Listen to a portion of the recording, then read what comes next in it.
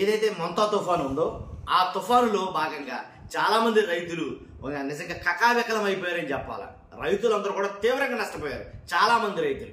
కాబట్టి ఈ రైతులు పంట ఏదైతే ఉందో వరి కావచ్చు, అలాగే పత్తి కావచ్చు, మొక్కజొన్న కావచ్చు, అరటి కావచ్చు, పసుపు కావచ్చు, బొప్పాయి కావచ్చు, ఇలాంటివన్నీ కూడా చాలా నాశనం అయిపోయారు. లంక గ్రామాల్లో కావచ్చు, అలాగే వరి రైతులు కావచ్చు. కాబట్టి ఈ రైతుల బాధ అసలు ఎవరో తీర్చలేదు ఈ టైంలో.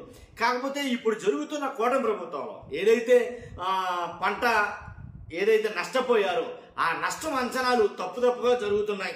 కాబట్టి రైతులకి అన్యాయం జరిగేటట్టుంది.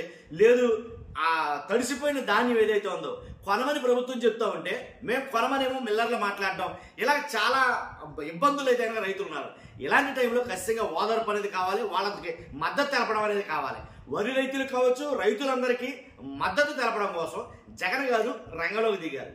ఇదండి విషయం. ఒక్కసారి లైక్ చేయండి. ఫస్ట్ చెప్తాను, లైక్ చేస్తే నాకు మోటివేషన్ ఉంటుంది, ఎక్కువ మందికి ఇన్ఫర్మేషన్ షేర్ అవుతుంది.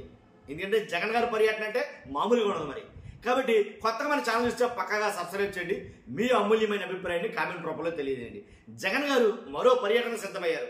ఆయనే రంగంలోకి దిగుతున్నాడు. ఎందుకంటే రైతులు వాళ్ళ పడుతున్న కష్టాలు బాధలు చూసి జగన్ గారే రంగంలో దిగబోతున్నాడు. ఖచ్చితంగా జగన్ రంగంలోకి దిగితే కనుక ఎవరికైతే ఇంతకుముందు మామిడి రైతులకి మేలు జరిగిందో, అలాగే పొగాకు రైతులకు మేలు జరిగిందో, అలాగే మిర్చి రైతులకు మేలు జరిగిందో, అలాగే ఇప్పుడు మొంతా తుఫాన్ ఏదైతే ఆ కారణంగా నష్టపోయిన రైతులందరికీ మేలు జరుగుతుంది. ఎందుకంటే ప్రభుత్వం వెంటనే దిగొచ్చి కొనుగోలు చేస్తుంది ధాన్యాన్ని. తడిసిన ధాన్యమైనా, తడి ధాన్యమైనా, పొడి ధాన్యమైనా రైతులు అవసరమైతే ప్రభుత్వం కొనుగోలు చేస్తుంది, లేకపోతే మిల్లర్లే కొనుగోలు చేసేటట్టుగా ప్రభుత్వం చర్యలు తీసుకుంటుంది. అది జగన్ గారు వస్తేనే జరుగుతుందని చాలా మంది రైతులు మాట్లాడడం మనం చూస్తున్నాం.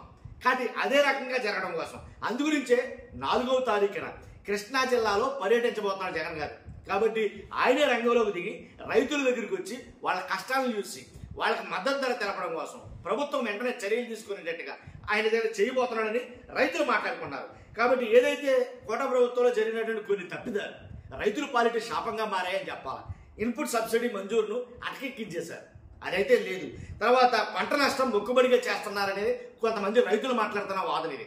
ఎందుకంటే అరాకొరాగా పంట నష్టం అంటే అందరికి ఇవ్వలేక పంట నష్టం అనేది తప్పుగా లెక్కలేస్తున్నారు అని కొంతమంది రైతులు మాట్లాడుతున్నారు. ధాన్యం కొనుగోలుపై 2 రకాల మాట్లాడబడుతున్నాయి. ధాన్యం కొనుగోలు చేయమని ప్రభుత్వం చెప్తుంటే కొనుగోలు చేయమనేమో మిల్లర్లు చెప్తున్నారు. కానీ తడి పొడి ధాన్యం కొన్ని అయితే కనుక కొన్ని ధాన్యం బస్తాలు ఉన్నప్పుడు దాంట్లో నుంచి మొక్కలు వచ్చేసిన సందర్భం. కాబట్టి ఇలా ఒకటి కాదు, ఆల్రెడీ కొన్ని చోట్ల అయితే కనుక ఇది వరి మొత్తం కింద పడిపోవడం తోటి, అంటే ఆల్రెడీ పంట మీద ఉన్నాయి కొన్ని కింద పడిపోవడం తోటి ఇలా చాలా ఒకటి అరటి రైతులు అయితే కనుక మొత్తం తల్లవాలు చేసినాయి. అరటి చెట్లు అన్ని నేల కూలిపోయాయి.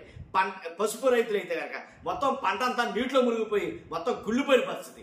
ఇలాగ పత్తి, మొక్కజొన్న, ఇలాగ అన్ని రకాల రైతులు, మరి ముఖ్యంగా ఏదైతే లంకల్లో గ్రామాల్లో సాగు చేస్తారో వాళ్ళందరూ కూడా నాశనం అయిపోయారని చెప్పాలి.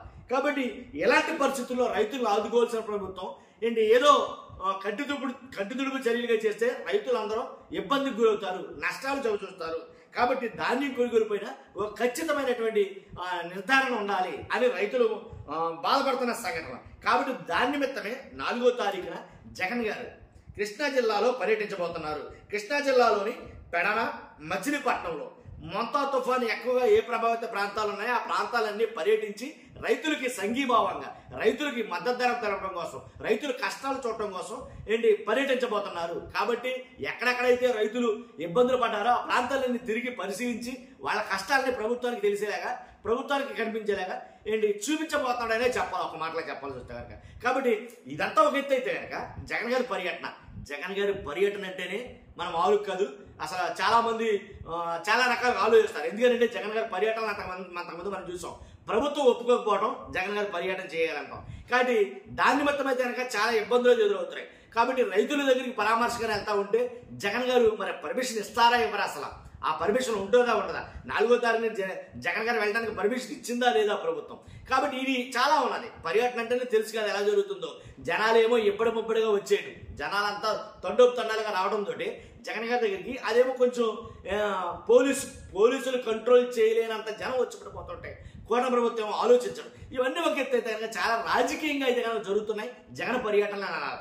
వెళ్ళేది రైతుల దగ్గరికైనా వాళ్ళ క్షేమం తెలుసుకోవడానికైనా కానీ రాజకీయంగా జగన్ గారి పర్యటనలో వైఎస్ఆర్సీపీ గ్రాఫ్ పెరుగుతుంది, అటు కూటమి ప్రభుత్వం వ్యతిరేకత పెరుగుతుంది అని చెప్పాలి. ఎందుకంటే పర్యటన అడ్డుకోవడం, పర్యటన కోసం లేనిపోయిన ఆంక్షలు పెట్టడం, ఆ ఆంక్షల మధ్యలో జగన్ గారు వెళ్ళటం, కాబట్టి జనాలంతా ఇది చూడటం రకరకాలుగా ఉంటుంది. కాబట్టి ఖచ్చితంగా 100% 4 అయితే కనుక కృష్ణా జిల్లా పెడన, అలాగే ఇంకా వేరే ఊరు కూడా మచిలీపట్నం కూడా జగన్ గారు వెళ్తాకి పర్యటన ఖరారు చేసుకున్నారు.